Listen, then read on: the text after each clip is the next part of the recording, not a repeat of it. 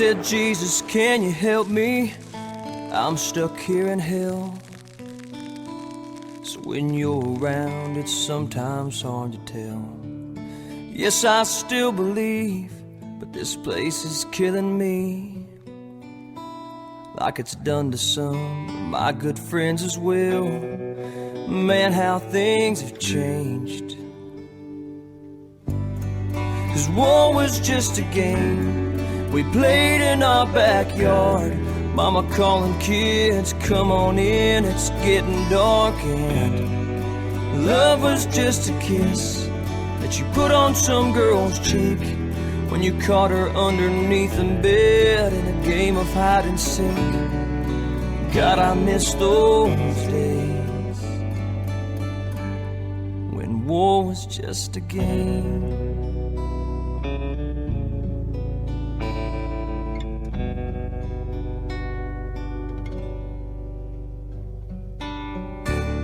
There's a girl who waits at home, she's all I'm living for. But her greatest fear is a preacher at the door. A little boy who's missing dad, he's the only son we have. Seems like forever, but then no time at all, since I was his age. And war was just a game we played in our backyard. Mama calling kids, come on in, it's getting dark. And love was just a kiss that you put on some girl's cheek when you caught her underneath the bed in a game of hide and seek. God, I miss those days when war was just a game.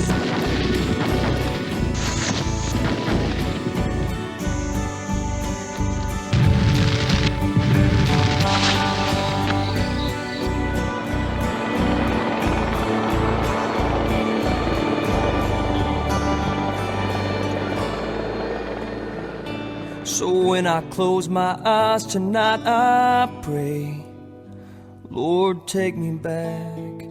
Won't you take me back to yesterday, when war was just a game we played in our backyard. Mama calling kids, come on in, it's getting dark. And love was just a kiss that you put on some girl's cheek when you caught her underneath the bed in a game of hide and seek. God, I miss those days when war was just a game.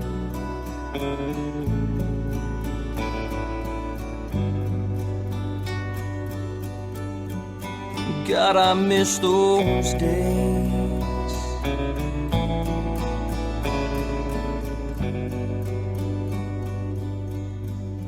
when war was just a game.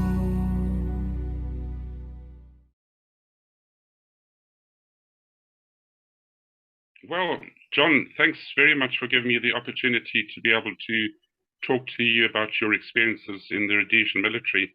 I think what you and Hannes have done, bringing on board this visual story of our history, is tremendous. Thanks, Tony. It'll give our... Hey? Said thanks, yeah. Tony. Okay. It'll give our children and our grandchildren an opportunity to see the very people that fought in our war and what we went through.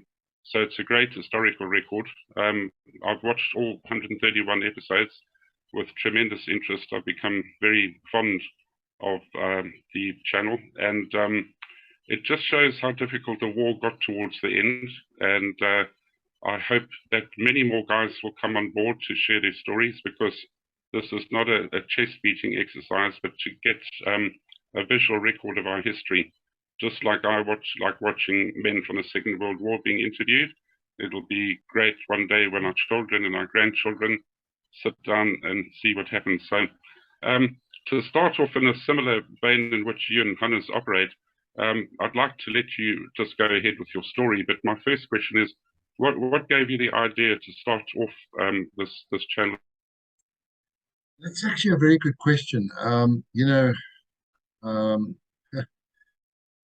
initially, I had a channel that called Travel for Treasure with the number 4, and I was going Yeah. to do videos about my travels in Southeast Asia and my attempt to find gold jewelry and treasure with my underwater metal detector. Isn't that interesting? Yeah, um, Southeast Asia, I had this dream of retiring in Southeast Asia, and I met this French guy, um, and he'd been traveling for 10 years, and he'd paid for his travels solely from the jewelry, the gold jewelry that he'd found metal detecting in Wow. Southeast Asia. I mean, like he would find 5,000 US dollars worth of gold in Vietnam on one weekend, and or he'd go to Wow. the honeymoon capital of the world, which is the Seychelles, and he'd come away with a bag full of gold rings and diamond rings and everything, and pay for his trip 5 times over. And somehow, I think we're all like little boys. I once remember reading a wonderful Christian book called Wild at Heart. I don't know if you're familiar with the book. I'm Wild not at Heart. actually, no. Yeah, and why all boys are fascinated by things like maps and compasses, and Yeah. we all want an adventure to live, and we all want a sweetheart to win, and we all want a battle to fight. We in our deepest beings, we are Mm. warriors, and so you'll find every child will pick up a broken stick and turn it into a gun or a sword. Um, Absolutely. and Wild at Heart is a wonderful Christian book about how God made us for adventure. And I wanted Mm. in my retirement to live an adventure. And so I started this adventure channel, and it never really took off. I think I still only have 186 subscribers, even though I've got quite a few videos up there. And then being an Yeah. old soldier, decided to make a slideshow, really, a video slideshow about my time in the RLI, and I just posted mostly my own pictures, and I put it to music like When the Saints Go Marching In and that type of thing.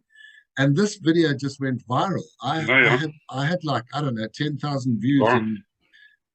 in per day, and I was getting like 10,000 views a day. And suddenly, I decided to create a second one called Brotherhood of the Forgotten, Yeah. and I posted Oh. other people's pictures, Mm.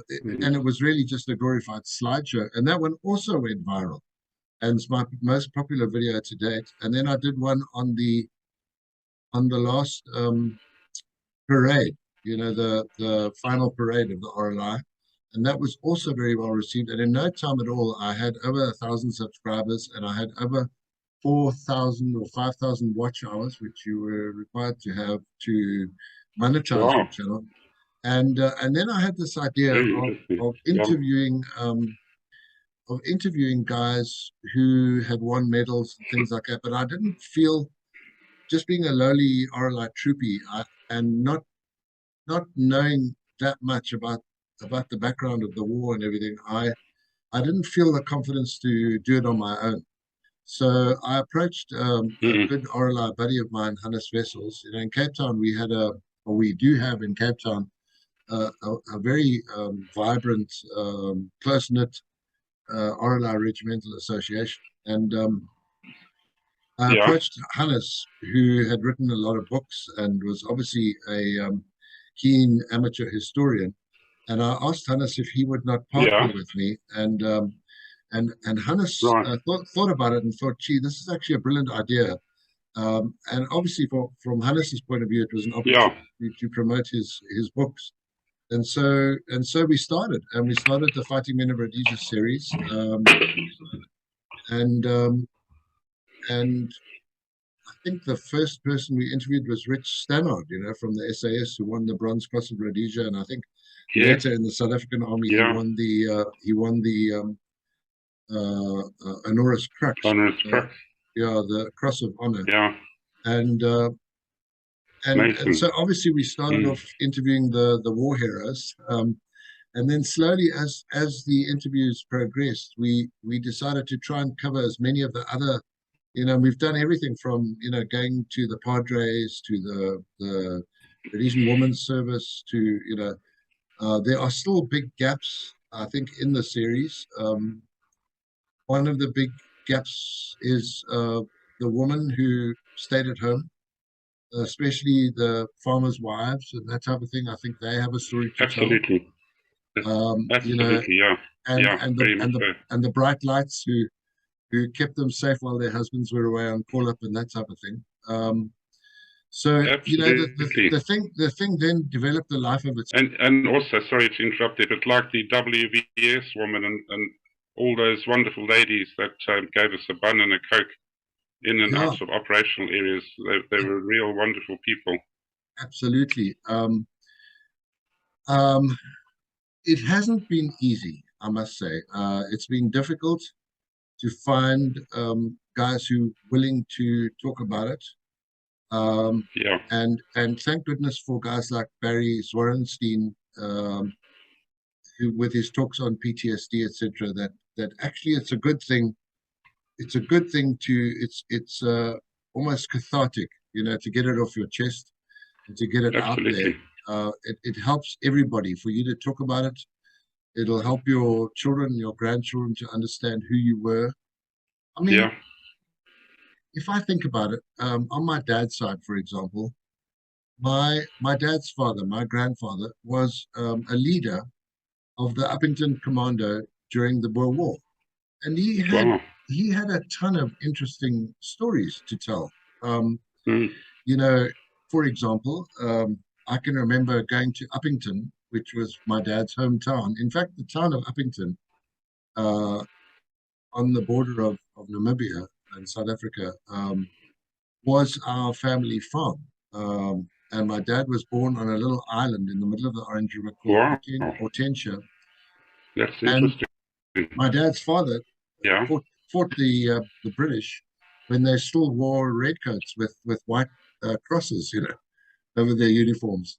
And he tells a story about how they used to ride their horses up onto a kopje, and as the British Army were crossing the Orange River, they knew exactly where they would cross because there are only certain crossing points on the Orange River, and they'd worked out the range and built little cairns of rocks to figure out what range these guys were at. And from a kilometer away, with their long-barreled Portuguese 7mm Mausers, they Mausers, yeah. yeah, the officers always used to ride in front. So as the front guy, the front main officer, was halfway across the river, they shot him, and he fell out of his saddle into the water. And then all the subalterns and everything would run around to rescue the officer, and then they'd shoot all of them. And then they climbed on their horses and they rode away, and they rode away.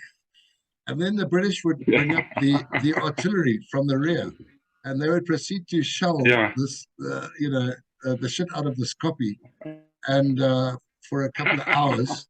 And when they felt they'd subdued all resistance, then they charged the kopje and planted the Union Jack on top, and which was great. But of course, the Boers were long gone. And excuse me. So he had all these kind of stories, and my dad himself had numerous stories, and I regret that I never was able to interview my dad, because there's no way I could tell the stories the way he told them. So consequently, and I was also friendly with guys like Trevor Des Fountain, who was also a wonderful storyteller, Colonel Trevor Des Fountain. And Trevor used to, I mean, every gathering we had, he would have us in stitches of laughter, and he would always make himself the butt of his own jokes. But I mean, for example, Trevor took part in the very first contact of the Rhodesian War down at Chirundu, when Trooper Boddington was wounded in the arm. And I think Dick Lockley was the boss of that area at the time. Trevor was a young second lieutenant, and there was a nighttime ambush type situation, and there, Trevor was actually, the police charged Trevor with murder because they'd shot a couple of terrorists, and Wow. there was no framework for Yeah. the war at that time. So Trevor had to go to court, and there was an Yeah. inquest, and he had to be found not guilty and everything. And then they had to build the legal framework Unbelievable. for the war. But I mean, I have that original contact report from Trevor, and I just wish, for example, I'd been able to interview Trevor before he died. I wish I'd been able to interview Andy Johnston before he died. Uh, I wish I'd been able to interview Dick Paxton, the chopper pilot, before he died. I wish I'd been able to Yeah. interview Derek Crocamp before he died. So Yeah. the guys are dying Yeah. left, right, and center, and some of these guys have got amazing Yes. stories. And the story, Yeah. I know some of them have written books like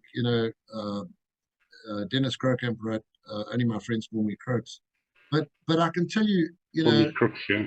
sitting down with Dennis and listening to his actual story from his own mouth about his amazing escape and invasion was much more interesting than reading about it in a book.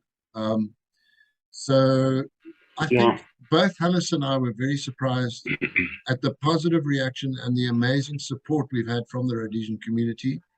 And so, we've Mm. both become very enthusiastic about it. And I think we're both starting to feel how important this whole series has become um, to Yeah. our Rhodesian story. And, Very, very important. Very, us Rhodesians are a dying tribe. I very. mean, Yeah. and and but we have an amazing history and we have an amazing story and we lived in the most wonderful country. And The bit. I just hope that we somehow, if I can contribute a little bit and capture as much of that history as I can before it's too late, I feel I would have done Yeah. something worthwhile. John, before we press on, I have a similar history to you. My mother was Afrikaans. Her maiden surname was Van Os. My dad's a Pom, and so my blood has been at war with itself for 67 years. But he was also involved in the Boer War, my great grandfather, and he was in prison for killing British servicemen while trying to escape from jail. And he ended up in Robben Island and then became a farmer in the Free State. And for my entire youth growing up, we had this leopard skin lying on our lounge floor, and that was a leopard that he had killed to protect his cattle. And so, similar sort of vein, a lot of interesting stories in all of our lives. And in that connection, I'd like to start. I'd like to ask you to explain your journey up to the point where you joined the military. Okay. Yes. My mother's father was a chap by the name of Walter Webber from Devonshire, and Okay. he was interned during the Boer War with Winston Churchill. Good Lord. Remember, Churchill was captured. Yeah, and Yeah, that's right. I know that story well. Yeah, the Boers interned him, and he managed to escape. In fact, I think he and Winston Churchill escaped together. But I mean, there's all In a these train. there's all these kind of stories, But Yeah. let me start with my dad. My dad was a very, very interesting guy. He was pilot during World War II, and he trained pilots to fly Harvards and Spitfires and Hurricanes in something I think called the Empire and Dominion something or other. And And my dad kept the engines running on the planes he flew. Yeah, right. And anyway, so my dad was a pilot, and during our life, he often had light aircraft. He owned a couple of light aircraft and flew them. He had a fallout with his family, I think, over the marriage, over his marriage to my mom. The family refused to accept my mom for some other reason. He never talked about it, so I don't know what the fallout was all about, but it was a serious fallout in the town of Uppington. And he actually left to go and live in Rhodesia. And he started off, because he came from a farming background, he started off as a farm manager. And I think he, in the Norton Darwindale kind of area, I think his first boss was a guy by the name of Group Captain Nelson, who owned a tobacco farm in Darwindale. And I think it was no, at a later stage, my dad managed to buy his own farm and started growing tobacco. I think the first money they managed to make, they bought a tractor with it. So before they owned that vehicle, they just had horses. Sorry, I've got a bit of a cough. And Okay. you know, my mom has stories about how she was riding a horse down the farm road and stopped to open a gate, climbed off a horse and opened the gate, and then a leopard came out and stood in the middle of the road. And you know, all these kind of African stories. My dad has stories about shooting man-eating crocodile on the Hanyani River, and Such a wonderful, rich history, isn't it? yeah. And then Unique, absolutely unique. my brother was born 5 years before me, and then I was born. And when I was about 4 or 5, my dad lost the 4 fingers of his right hand in the drive gears of a brick machine on the farm. And he ended up in hospital. And while he was in hospital, things didn't go well. He got gangrene, and they had to keep removing pieces of his hand and everything. But an Anglican priest, my dad was an Afrikaans-speaking Dutch Reformed farmer, but an Anglican priest, whose name I can't remember, used to come and visit him every day and pray for him in the hospital. And somehow this guy made such an impression on my dad that my dad decided to pack up farming and go to theological college in Grahamstown and become an Anglican minister. So he left the Dutch Reformed Church, which sealed our exit from the Van Zyl family. The Van Zyl family are extremely wealthy, but we are the poor side of the family because he Join the club. because he left the Dutch Reformed Church and joined the Anglican Church. I didn't inherit anything, so you know, all my cousins are multimillionaires, but I'm a pauper. But anyway, my dad was very popular in Rhodesia amongst the farmers because he came from a farming background and he understood how to dip cattle and how to grow tobacco and you know all that kind of stuff. My dad had a degree in agriculture and he had a degree in mechanical engineering. So he wasn't your typical sort of effeminate Anglican priest. He was very much a man's man. My mom was a ballet teacher. But one thing my parents did do is they shunted my brother and I off to boarding school at a very early age. So pretty much from prepubescence, I was in boarding schools my whole life. And my first high school I went to was Peterhouse in Marandellas because it was an Anglican church school, brother school of Michael House and Bishops in Cape Town. And it was a wonderful school, and there were some great guys at Peterhouse. While I was at Peterhouse, many times, while I was at Peterhouse, I met the Tiffin family, and William Tiffin, became a good friend of mine. And they had a farm on the Msweswe River, and I used to spend a lot of my school holidays on the Tiffin farm hunting, shooting baboons and crocodiles and leopard and things like that. And that's another whole story. I could talk an hour just on the adventures we had on the Tiffin's farm. But Bill Tiffin was a Plumtree boy, and he said, "Why don't you come to Plumtree, man? We have a lot more fun there." So I pleaded and begged with my dad. And even though at the time we were living in Umtali and Plumtree was the other end of the country, my parents allowed me to go to Plumtree. And I must say, going to Plumtree was one of the highlights of my life. I had such a wonderful time at Plumtree and met wonderful guys like, you know, Martin Olds, the Rosenfels brothers. Yeah. Pinky Rosenfels was in my class. In fact, I was actually a trainee district commissioner at Plumtree under a guy called Buitendach. Yeah, I was there for about a year. So you must have known the Lums, Dave Lum, and Yeah, I got to know many of the locals. It was a wonderful place. I mean, they used to go shooting and fishing just about every weekend. It was wonderful. My first job was I was fag to the head boy whose name was Dave Brown.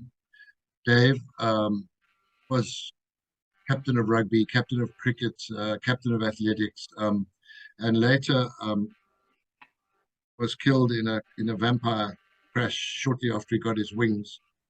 His brother Bruce Brown then became head boy, but I was in Grey House, and a lot of army guys, from Nigel Henson to a lot of famous army guys came from Plumtree. I think George Walls, Peter Walls' son. True. Loads of them. Yeah. Then my parents finally decided that it was too far for me to travel all the way by train, 2 days journey by train from Umtali to Plumtree. So at that time, my parents had moved to Chipinga. My dad became the Anglican priest in Chipinga, and so they moved me to Umtali for my final year at school. And I can remember being motivated to play rugby because the rugby first team guys were allowed to wear white scarves on our green blazers, and all the girls from Umtali Girls High used to go for the guys with white scarves, So, I remember it was always a very hard game playing the Umtali boys in rugby. It was really tough. Umtali and Plumtree were both very good at rugby. Yeah. And so John, I ended up. Sorry, perhaps because of time constraints, could we bring it forward a bit to how you actually ended up in the army?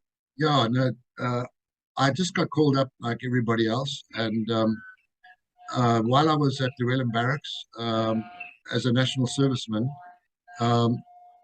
we were visited by a recruiting team from SAS and from RLI, and the SAS had this most wonderful video that they played us, and asked if any of us wanted to. And I immediately I disliked Llewellyn Barracks intensely, and I just wanted to get away from there. And I thought, perhaps if I join the SAS, I will not be cannon fodder, but they'll spend more money training me, and I'll be a little bit more valuable to them as a human being. Could you tell us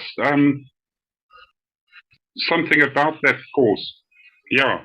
Could you tell us something about that course? Because I believe most of it was held up in the Eastern Highlands around Nyanga. Is that correct? The actual process of getting selected to join SAS was not that difficult. I think we had to run around the airfield or something and answer a few questions. And then they said you can't go on selection. You have to first do a 4.5-month RLI recruit course. So I ended up going to Cranbourne Barracks in Intake 140 and joining doing RLI recruit course for 18 weeks. After the 18-week period, 3 of us from Intake 140, myself, a guy called Graham Peake, who later became Colonel of the South African Pathfinders, and a guy called Matt Lamb, who was a Canadian who ended up being KIA. Sorry, there's a bit of background noise there. Yeah. Graham Peake and myself passed selection in November 1974, and we commenced our SAS training, which was a little bit different from RLI training troop. Obviously, there were similarities.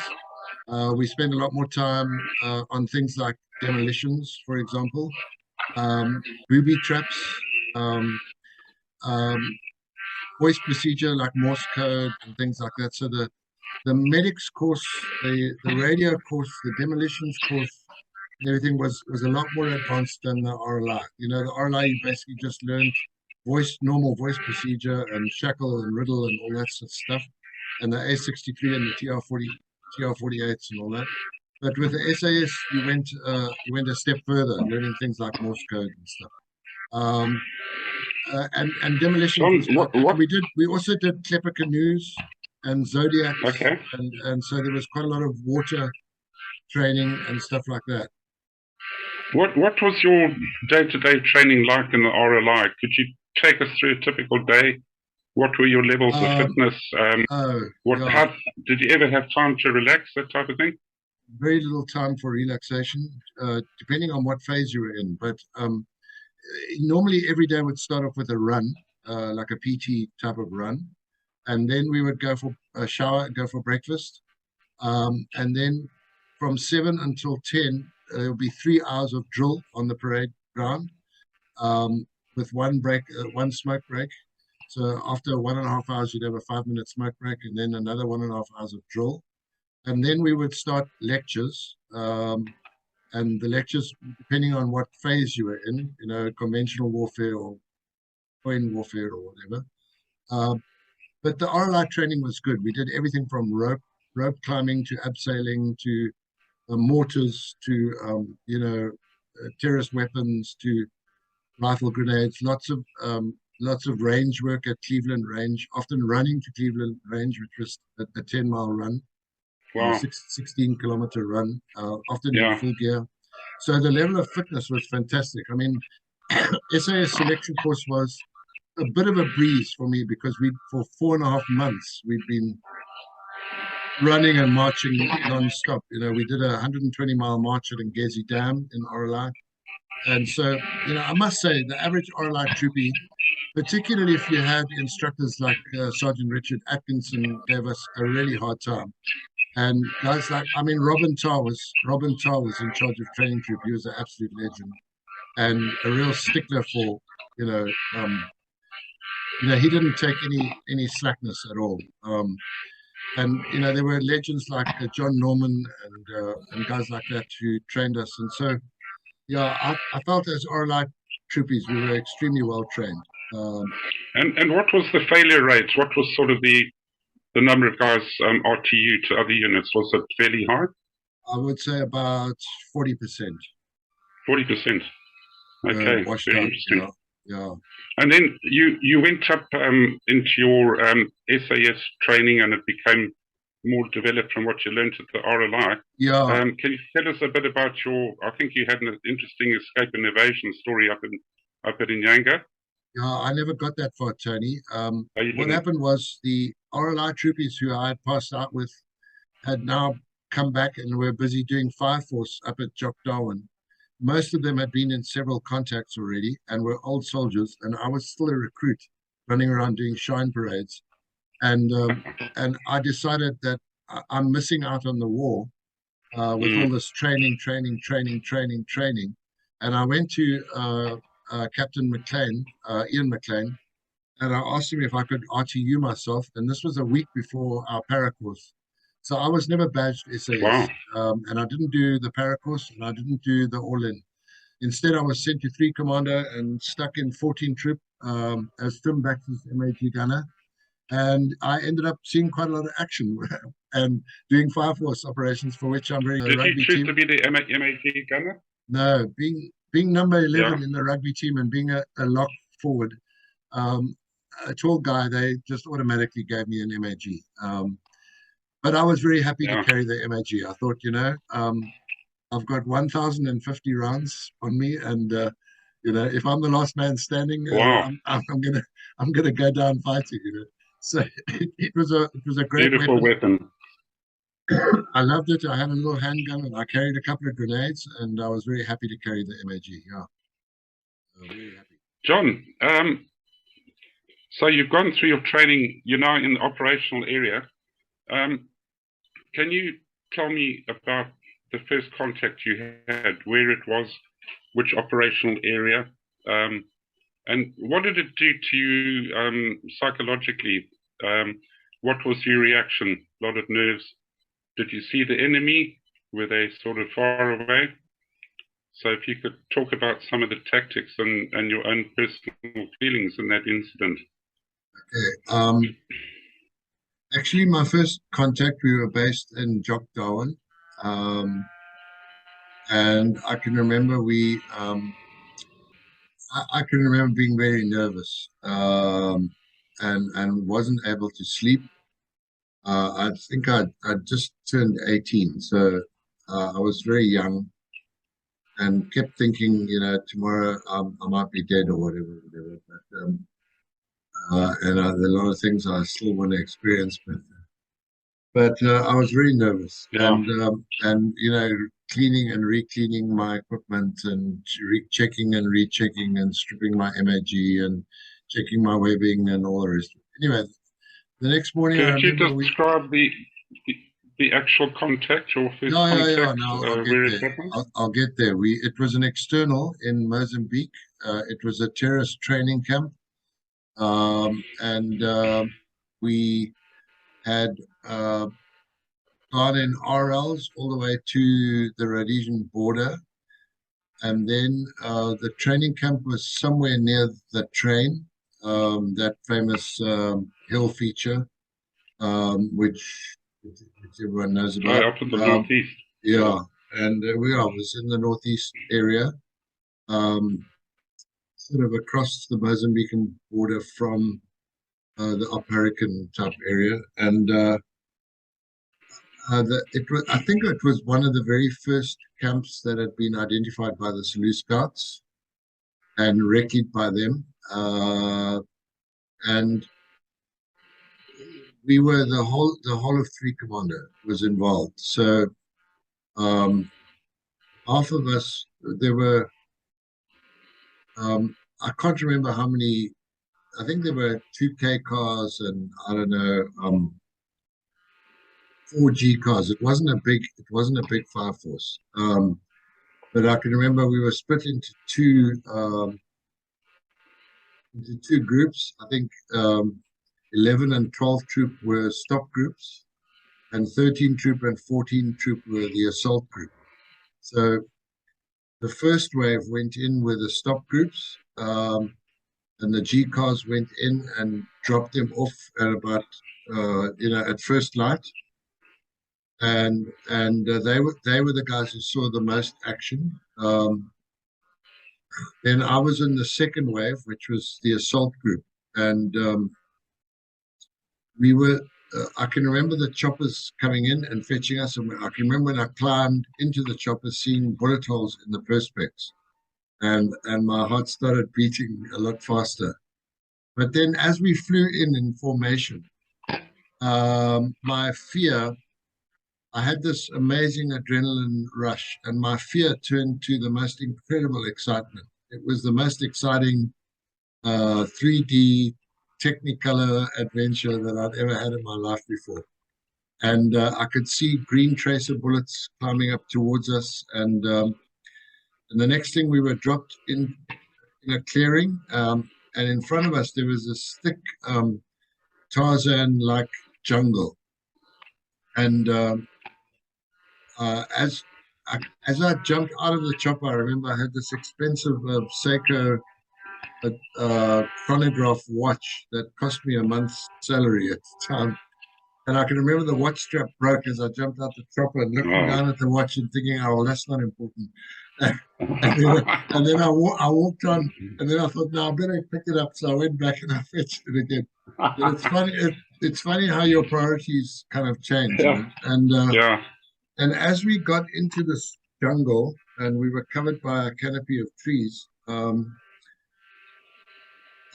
fact, I think my stick leader was Corporal Marius Murray.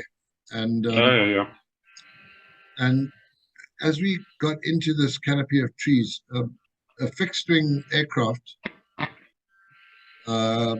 came over, and I think it was a Trojan, because it made that noise, and then it went silent as it got into its dive.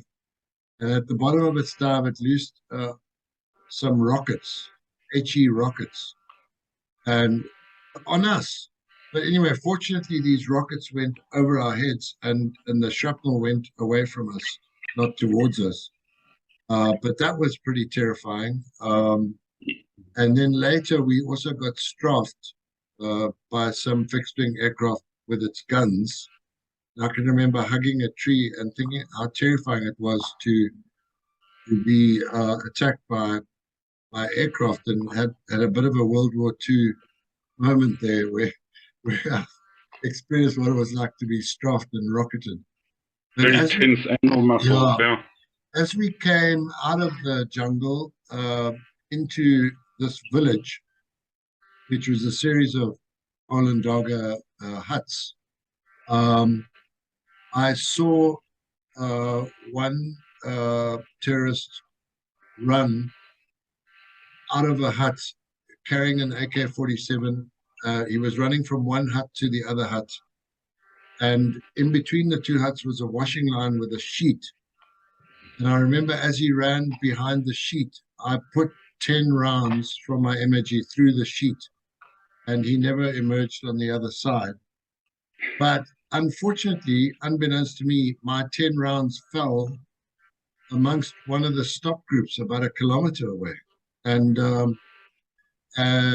they got on the radio shouting, "Stop, stop, stop," or whatever. And I got crapped on from a dizzy height by Corporal Murray, who said, "Who told you to open fire?" And everything. So often when you're a new soldier, you're not sure whether you're allowed to open fire or not, and you're not. Yeah. You've never shot a human being before, so it's kind of like, am I allowed to do this? Can I go ahead and do this? Anyway, I didn't seem to have that sort of hesitation. I just went. John, for the sake of our foreign listeners or viewers who don't know much about Rhodesian military tactics, can you just explain how a stick advanced, where you positioned the MAG, which was the machine gun to foreigners? Who was in control? What did you do when you came into contact? That type of thing. Were you always positioned in the middle of your stick, or if it was a larger group of guys, were you on the flanks? Depending on whether we were, we operated in sticks of 4. So when you're in an assault group, you're in an extended line, so you don't really have a position. If you're not in an extended line, you're tending to walk in single file. When you walk in single file, we usually rotate, but in our stick, usually the stick leader would go first, and then the MAG gunner after him, and then two riflemen behind him. So that was how we normally operated. There was nothing fancy about it, if I can say that. I've always been very interested in military tactics, and I've read many things about tactics in the Second World War. And I was fascinated to see that the Germans, when they were doing an advance in a platoon formation, they would put all their machine guns in the middle, and then they would attack from the left and the right flanks, and they would go in at a 45-degree angle. Obviously, they couldn't go in opposing each other because they'd kill each other. But they went in, the left one went in at 45 degrees and the guys on the right. And in that manner, the defenders had to split their fire 3 ways, which I thought was quite a good way to suppress them. Look, I think those kind of tactics are more applicable to conventional warfare, which of course was the case in World War II.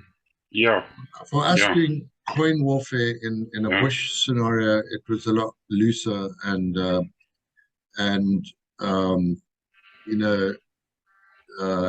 it was more personal in a way. I would say that on average, most of our contacts took place at less than 5 meters. So things like flanking maneuvers and that type of thing were not really applicable. Because what I did learn very quickly was that it was the safest thing you could do in a contact was to have overwhelming aggression. That the best thing you could do was charge straight at the enemy and kill him. That was the safest thing. Running away was actually not very safe because you can't outrun a bullet. So if we were ambushed, for example, without thinking, we would immediately turn and run into the ambush and kill as many of them as we could. And that would be the safest thing to do, actually. And we really worked the Americans had the tactic of... The American tactic was to clear by fire as they advanced. Did you do that? Were you fired from the hip or anything as you moved forward? Yes. Generally speaking, I fired from the hip. Um, my my personal thing. I don't know if no, I don't know anybody else who did this, but I would have one belt of 50 rounds on the gun, and that my first belt Yeah. was 100% tracer. Every single bullet was a tracer bullet. So I found that I was able to use my tracer bullets almost like a laser sight, if you like, and Yeah. walk my rounds up to the target. If I didn't have the target visual, then it was a case of doing a kind of a Drake shoot where you just Target. put rounds down Mm. into likely targets. To be honest with you, I never got to use my second belt. I was never in a contact where I used more than my first belt ammo. So, but I had two kidney pouches in front. Right. On my one side, I had 5 belts joined together, and on the other side, I had 5 belts joined together with the belt hanging out of the kidney pouch. So all I had to do was open the flap, slap the belt in, close the flap, and then I could fire 250 rounds without a break, and then go to the second pouch, and I had another 250 rounds. I think the Did gun that itself weighed about 27 pounds, and with ammunition Yeah. altogether about 90 pounds, which is almost as much as I weighed. Was And did that ever require a barrel change, or did you not fire long enough to actually change a barrel? No, we never carried a spare barrel. There were spare barrels, but Okay. you only need to change Yeah. barrels after you've fired 500 or 1,000 rounds continuously. Then the barrel gets red hot and it starts to Yeah. droop. Normally, barrel changes only occur when the gun Yeah. is in a tripod mode. So you're firing on a tripod mode, in a tripod from a fixed position, like a permanent defense or something like that. But in bush warfare, there's no need for barrel changes. Also, you're firing very short bursts of 2, 3, 4 rounds at the most. I normally Yeah. used to fire about 3 rounds at a time. In one of Don Price's talks, if I remember correctly, he talked about an RAR bunch of guys that jumped out of the Dakota and they landed. There were 18 of them, and I think he said 14 of them had MAGs. Is that a bit of overkill, or was that how they operated? I believe that's how the RAR operated. I've heard, Yeah. I remember Don Price telling that story. Yeah. But I also heard similar stories from the South African parachute battalion guys who came up to fight in Rhodesia, and they were assisted by the RAR, and the RAR were very fond of their MAGs. I can remember there was also one RAR NCO, quite a high-ranking guy. I think he was a sergeant major who won the BCR, but his favorite weapon was the rifle grenade, and he used to fire those things off Wow. left, right, and center, which is also an unusual, ballistite cartridges and rifle grenades. John, I'd like to move on to Fireforce. You obviously were involved in quite a lot of that. But for our foreign viewers, could you first of all explain the context, the actual concept rather, who was in charge, how it operated, and then maybe you could give a little talk on your first contact after deployment by chopper. Yeah, okay. I think Fireforce is essentially a quick reaction force. I may be wrong about this, but I believe the concept originated in Vietnam during the Vietnam War with the 7th Cavalry. But the idea of airborne infantry being light infantry, particularly originally, the light infantry were the cavalry way, and And so I was in on the very early days of Fireforce when we were still developing the concept and learning from our errors and from our mistakes and everything. And so you'll find in the late 70s, Fireforce became a lot more sophisticated with, and also they brought in the use of paratroopers and Dakotas, whereas in my day we were all helicopter-borne troops, and and the idea was it was also the early days of the Sulu Scouts. So obviously, intelligence gathering and identifying the target was very important. So pre Sulu Scouts, we used mainly OPs, where national servicemen from the Rhodesia Regiment and other units would occupy hill features and things like that, and then they would, using binoculars and radios, they would identify terrorist movements and or where terrorists were being fed or whatever, or villages. There's 10 terrorists just walked into this village at this map reference.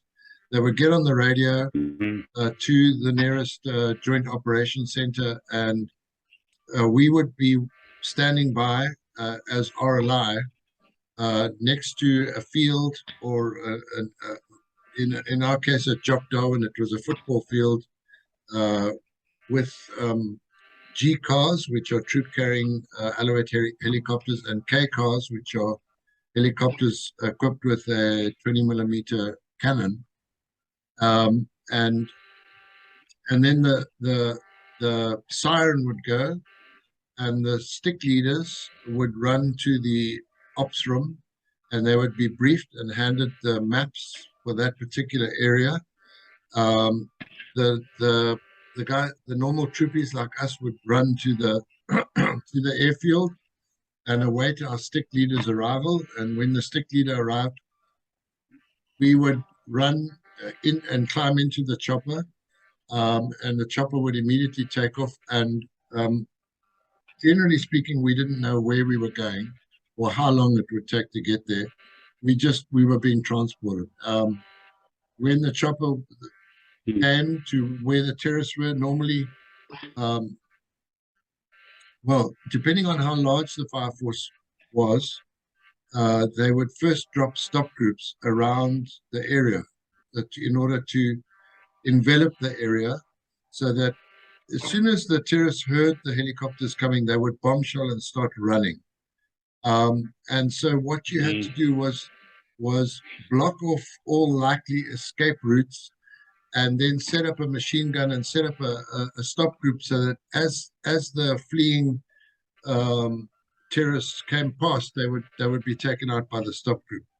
And that's why it was called a stop group, to stop them from running away. And then the actual village or camp where they had occupied would be then swept through by an assault group.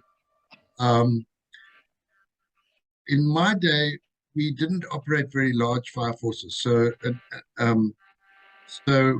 we rotated. On day one, we would be first wave. On day two, second wave, and on day three, we would be off. So on day one, when you first wave, and it was normally, say, 14 troops. Say 14 troop consisted of 4 sticks, which is 16 guys. Often we were under strength, so it would only be 12 guys. But if a troop was 16 guys, that would be 4 G cars. And when so troop is the equivalent of platoon in another unit. Yeah, exactly. So in 3 Commando there would be 4 platoons, if you like.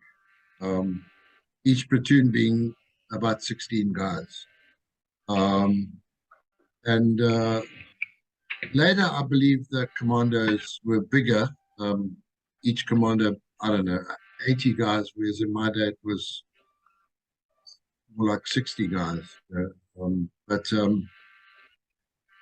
I remember my first contact inside. So my first contact was that external in Mozambique, where our main mission was to find a we took out this terrorist training camp and we had to find an arms cache. And we were unsuccessful in finding the arms cache. I have an interesting story about that. I don't know if you are interested in it, but about 30 or 40 years, 30 years later, I was having a drink at a pub in Cape Town, and standing next to me was a black guy, and we got talking. Turned out he was Shona, and that he had been in Zandla during the war, and that he was actually at that training camp. And he told me a few things. He told me a few things that verified his story. That for example, he described to me the leader of the camp was a huge guy, about 6.5 feet tall, with a massive black beard. And I can remember having to put that guy's body into a body bag. So he told me things that he couldn't have known unless he was actually there. And he said to us, "And you guys were looking for the arms cache and you never found it, did you?" And I said, "No, we never found the arms cache." But it was really interesting. I mean, we ended up slapping each other on the back and having a few beers together and reminiscing. That was an interesting story. My first contact in the country was we were operating around Chesa Tribal Trust Land, and I think it was in the Chesa Tribal Trust Land. There was a sighting of a group of about 8 terrorists, I think, inside a village, and we were only 4 G cars. We had no K car at the time. And I can remember we were dropped. There was a village, and there was a maize field, and then there was some masasa trees, and then an area of open ground. And our stick was dropped in the area of open ground, and we started sweeping towards the maize field. There were 2 RPD machine guns ensconced on an ant heap just this side of the mealie field. And both machine guns opened up on us, and I can remember coming under intense fire and taking cover. And I can remember being showered with sticks and leaves and bits of bark. In fact, in the opening, when the machine guns opened up on us, I felt I got slapped in the face, and I thought I'd been hit.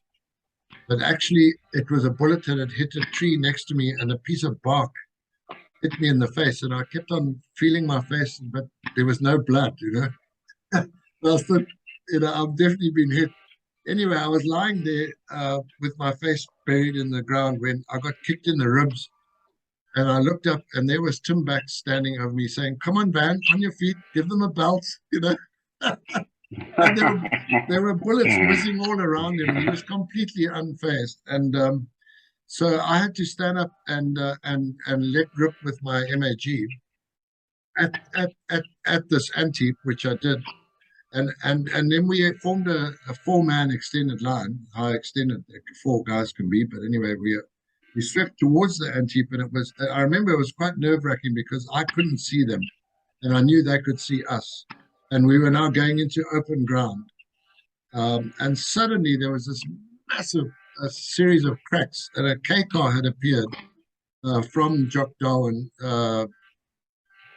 After we'd been dropped off by the G cars, a K car pitched up, and the K car let rip at this ant-heap, and I must have only been about 20 meters away from these HE rounds as they exploded on the ant-heap, and it was absolutely terrifying to hear the bangs of those HE rounds going off. I don't know if you've ever been that close to a K car, but it's Yeah, and anyway, I've heard the round going off. yeah, when we arrived at the ant-heap, there was no one there. There was just a huge pile of empty brass casings, but they had fled, and they'd fled into the mealie field. So our extended line carried on into the mealie field, and eventually we were heading for the village, and I thought, well, it's going to be another lemon because they've run away. And so I had my MAG over my shoulder, and we got into single file, and behind me was the late Harry Fowle, who was later KIA. And Harry had his FN over his shoulder. And And as we were walking through the millie field, a terrorist jumped up in front of me with an SKS. And I promise you, Tony, he was about a meter, or maybe 1.5 meters away from me. And his Lord. the barrel of his SKS came up in front of my face like this. And I can still remember Wow. he had a cigarette stumpy or something stuffed in the end of his barrel to keep the dust out. And I didn't Yeah. have time to bring my MAG to bear. Yeah. And I was just looking at him and I thought, okay, he's got me. And as I did that, Lord, there was a loud double tap bang right in my eardrum. Harry Fowle, with one hand, had put his FN over his shoulder and fired it like a pistol and double tapped this guy in the stomach. And the guy dropped. Unbelievable. Yeah, the guy dropped in front of me and started stripping off clothes. He was wearing several layers of clothing. And he was wounded in the groin and in the stomach, but not that seriously. Wow. I don't think. I think he survived. Anyway, we captured him, and he was the only. We didn't kill any other terrorists, and we didn't capture any other. We got out of the group of 8. We had 1 capture that day, but that was my first kind of contact inside the country. What was the saddest experience for you, if you don't mind sharing it? What really got to you? One of your buddies being killed nearby or something? I was never, fortunately, my buddies were all killed after I left the RLI, and my 2 best friends were Matt Lamb and Harry Fowle. Harry Fowle was killed shortly after Harry and I were both promoted from troopie to Lance Corporal at the same time. And so we were acting Lance Corporal, but my promotion would have been confirmed if I'd have signed up permanently, whereas Harry was a permanent force. He was a regular soldier. I was a national serviceman. So Harry was killed shortly after I left Free Commander, and by a fragment of a hand grenade, a stick grenade, while they were setting up an ambush. The terrorists were, at last light, the terrorists were watching them, and they threw a couple of stick grenades, and Harry caught a piece of shrapnel, which unfortunately nicked his carotid artery. It apparently wasn't much bigger than a match head, but it was enough to put a rip in that artery, and he bled out. I think Matt Lamb was killed by his own MAG gunner, but I don't know. I wasn't there. It was at Birchenough Bridge somewhere, I think. But the loss of my 2 best friends really did hit me hard. I think the other things that hit me hard were being first on the scene of some atrocities, where the terrorists had bayoneted to death several of the locals, and in the one case herded a lot of them into a grass hut and set the hut on fire. And the smell of burning flesh and all that sort of stuff as we came across these half-cooked bodies. These are memories that I was just a teenager, you must remember. So these are memories that really, a teenager shouldn't have to cope with. But I think, John, I think this is an opportune time to talk about how you felt when the war ended. A lot of guys do suffer from PTSD, although we sort of try to be brave about it and not sort of come across like some of the Yanks and all that sort of stuff. But I saw very little action in the war, but what I did see was enough to do things to me, and I never really understood why I could never sit in the middle of a restaurant. I always had to sit on a corner table with my back to the wall. And it was only when I started reading up on PTSD that that was one of the symptoms. And Oh. Barry Zoratin's excellent talk, number 119, has been a real eye-opener, I think, for many of us, and the book that he's written. And the one thing that really came across to me is that he said our entire nation suffered from PTSD. It didn't necessarily have to come through military action, but, you know, the stress of a farmer's wife or whatever. And he said that none of us have got closure. And, you know, how did you find that on a personal level? Did you notice anything creep in over the years? I think initially when I made the transition from the army back to civilian life, the big thing was I had great difficulty sleeping in the bed. At first, I had to sleep on the floor next to the bed. Secondly, I used to wake up at night with nightmares, and then in my dream, I would go to the window and tear open the curtain, and there would be a black face on the other side of the glass laughing at me. And I don't know what sparked that, but I had that recurring dream for about a year, almost every night. And it was a very evil kind of face and an evil kind of laugh. And I think I coped all right because I was quite active in the church. And I think my Christian faith helped me to, and I wasn't, in those days, I didn't drink or smoke. So it's not as if I had the opportunity or the desire to drown my sorrows. However, when I hit my 30s and I became a stockbroker, there was a culture in among stockbrokers and stock market traders of drinking and business lunches and things like that. And I began to drink quite heavily. And I would say from my early 30s to my mid 40s, I went through a very self-destructive phase of drinking way too much. I had a company credit card, and we would go out for liquid lunches, which would carry on into the evening, and then I would weave my way home. At the time, I was quite successful. I was living in Llandudno, and I had a Maserati sports car, and I would drive this thing way too fast. I don't know how many times I had car accidents, always on my own, drunk. Fortunately, nobody else involved, and fortunately, I was never injured. But I wrote off enough cars for the insurance company to refuse to insure me anymore.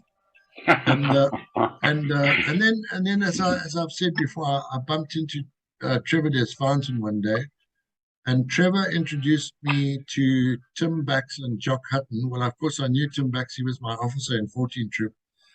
But and of course, I knew Jock Hutton from SAS. He was our squadron sergeant major. But Trevor and Tim and Jock were all working at Coin Security at the time in Cape Town. And every Friday lunchtime, they used to go for lunch, and they used to invite me to join them.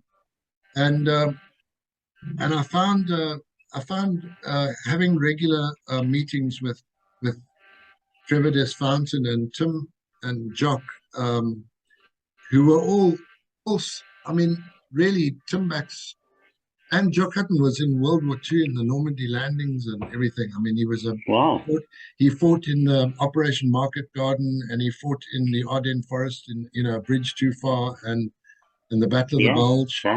So, I mean, we're talking about guys who saw 100 times more action than I did, and they were fine. And I would say that and I was like feeling sorry for myself, and I'd hardly seen any action. I was a bit like you. I didn't see much action really compared to other guys, you know.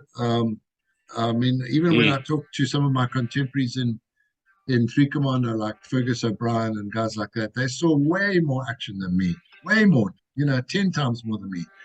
And they're all successful businessmen, and they're well adjusted, and you know, given average RLI guy probably drinks too much. But I found I found that the best thing that happened to me that made me stop feeling sorry for myself was to just mingle with other old soldiers who were senior to me and who were well adjusted. And just looking at them made me think,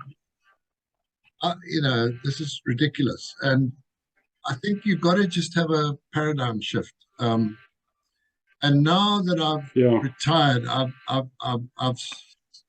started drinking a lot less and exercising more and taking those small steps to change your lifestyle.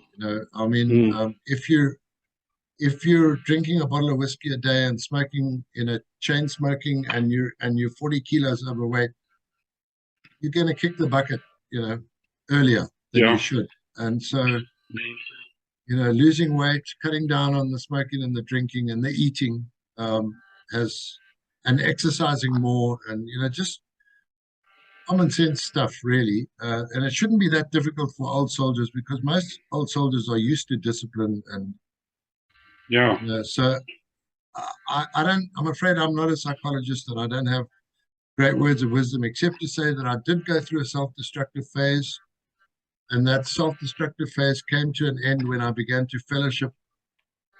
During that self-destructive phase, I was pretty much on my own. I never had fellowship with other old soldiers. One of the best things that I did was to rejoin the RLI Regimental Association, get together with guys like Burry Hume and John Norman and Trevor Desfountain and all these guys, and just being with them on a regular basis. We have a once-a-month prayer meeting, and we have regular meals together, and just being able to talk to them and fellowship with them. And now, we have WhatsApp groups now where we actually talk to each other every day. Good morning, good evening, good night, whatever. That you're not alone. You're still part of that brotherhood. And it's a brotherhood of other guys who went through the same stuff you went through. And so they understand you. And that, I think, that type of fellowship is really important. Absolutely. I think not only from army life, which wasn't that destructive for me, but I did become quite self-destructive after that. But I was lying in the bush in the middle of TB2 tribal trust land on the 3rd of August 1978, looking up at all the stars, and the bush still smelled of the contact. And I remember looking up at those stars, and I thought, man, there's got to be something bigger out there than me. And 3 years later, 1981, I gave my life to the Lord as well. And I've never looked back. And really, He's been the anchor in my life and the greatest friend. But you're right, you need people to be around you, to talk to you, to share things with. And it's very cathartic, actually. And in fact, talking like this to you and listening to other guys' stories, it's a wonderful way to sort of get rid of bad feelings in many ways. Tony, you brought it up again, but look, I know that there are a lot of guys who are not believers, but I mean, when I was in the army, Tim Bax was not a believer at all, and now he's a lay minister in the church. Incredible. But I became a Christian at the age of 17. So before I went into the army, I was a Christian. During my whole time in the RLI, I never drank or smoked, and my nickname was Padre Fonsale. And I always used to carry my little Bible with me and everything. But I have not been a good Christian, and I've drifted, and I'm not in fellowship with. I'm a bit allergic to Christians sometimes, I think.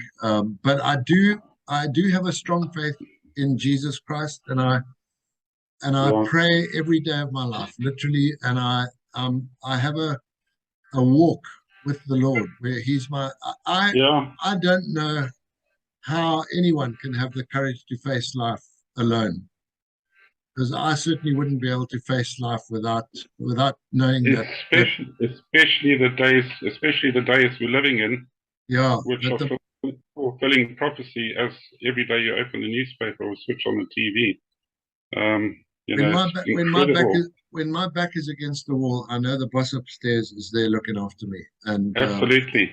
he's Yeah. never let me down. And maybe on Amen. that positive note, I want to say that my faith in God is probably the biggest anchor in my life Yeah. at the moment. Absolutely. I remember back to when I was running my construction business in Harare, and cement was always short, bricks were always short, and I was employing up to 400 people. And you know, when the tough got going, you get on the knees. I can't tell you how many times we ran out of our last bag of cement, and I'd look at the gate, and a load of 600 would drive through, and that went on for 20 years. You know, it's a wonderful testimony to His provision, and He's never failed me ever. So, John, I think on that note, I think this is probably going to turn into quite a long talk for you to put together. So it's been wonderful talking to you. Really, really great. And if you feel you want to do a second one, I'm up for it. And I'd just like to wish you all the very best in your new venture in life. And thanks, Tony. Thanks for the honor of letting me be able to interview you. No, Tony, I just want to thank you, because one of the difficulties is finding people to participate in the Fighting Men of Rhodesia series, and you've been absolutely fantastic in trying to locate and recruit people for this series. I don't have time for that, and Hannes is even busier. I mean, Hannes, really, this is a side thing for Hannes, whereas I'm, if you like, it's my full-time job. But but I'm really, really grateful for your efforts to recruit people. Please keep up the good work, and just to appeal to you guys, ex-servicemen out there, whatever unit you were in, whether it was please come forward, medics or whatever, armored cars, artillery, whatever. Absolutely. Please come forward and share your story. And the ladies too. Yeah. And if they want to contact me privately on Facebook, Tony Ballinger, I will take all the details and set up the talk for you. Absolutely.